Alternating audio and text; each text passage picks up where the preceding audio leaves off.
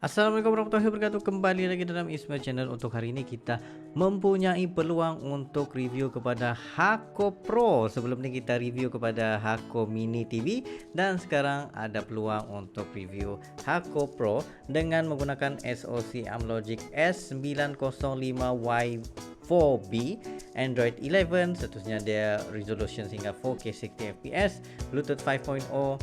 Lepas tu ada Wi-Fi complete for 5 GHz dan 2.4 GHz.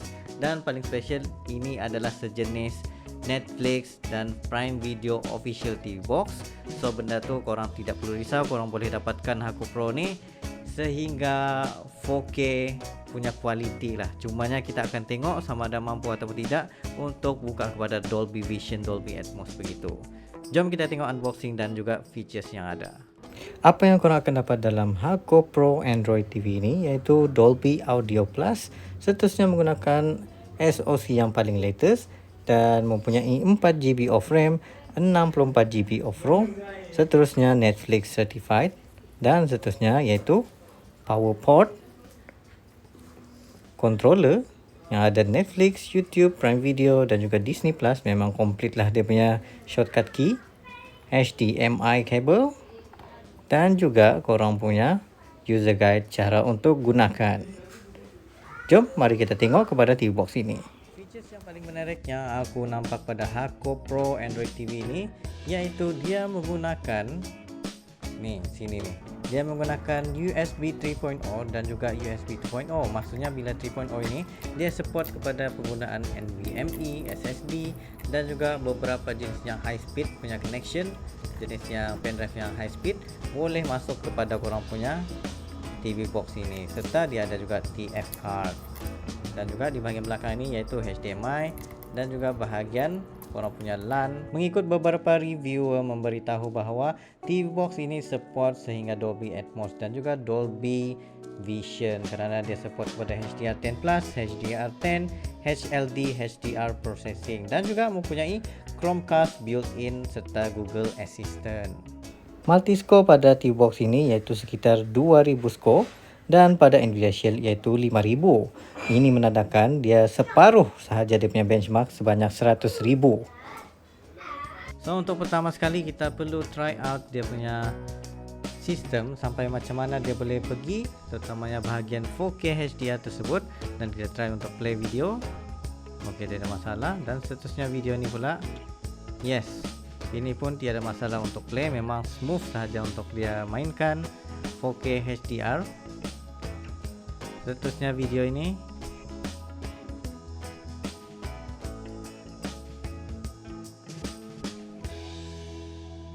so semuanya boleh dimain dengan sempurna. Dan seterusnya kita tengok kepada interface yang ada pada Hako Pro ini. Dia menggunakan standard Android TV, tapi kalau korang pergi VPN kepada luar negara begitu, barulah available untuk menggunakan Google TV. Tapi sekarang ni yang korang boleh tengok ialah standard Android TV dan bukan kepada Google TV. Seterusnya bahagian Netflix, macam biasa bila korang tekan di sini,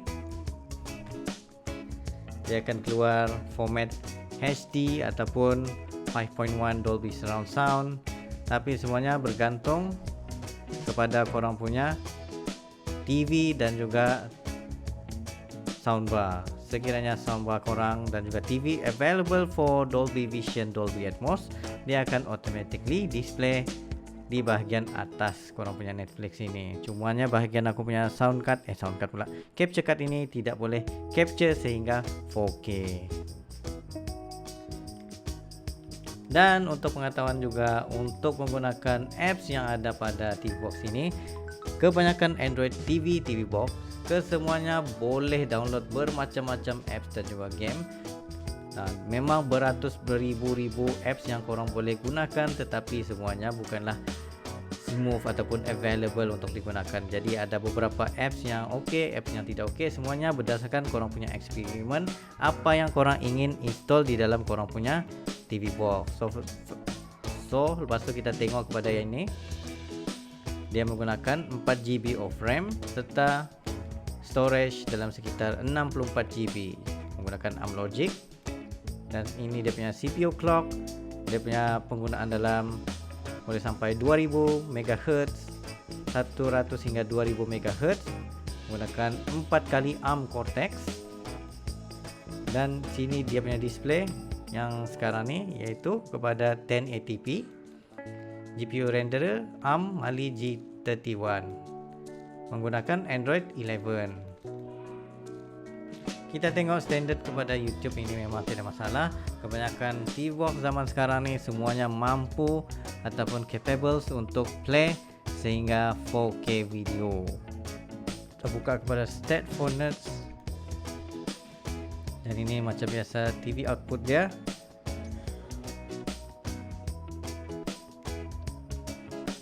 Setting, tengok quality sehingga 2K quality, ini 4K quality,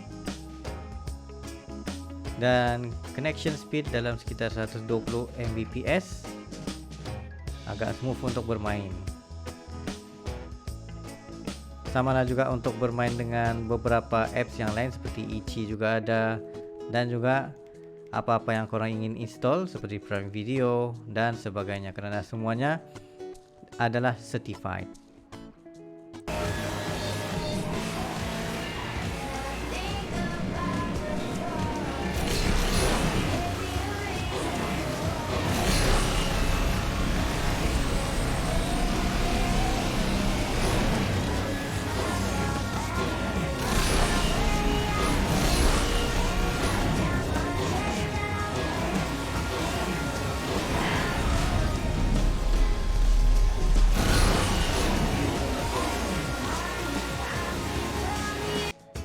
Penambahan untuk pembelian, korang boleh pergi link down below untuk pergi ke Zahra Enterprise ataupun Keyflow begitu untuk membeli TV-box yang di-shorekan ini seperti Hakko Pro, Hakko Mini ini, dan korang boleh pilih lah sama ada korang ingin yang 4GB 64GB of RAM ataupun standard 2GB 16GB begitu.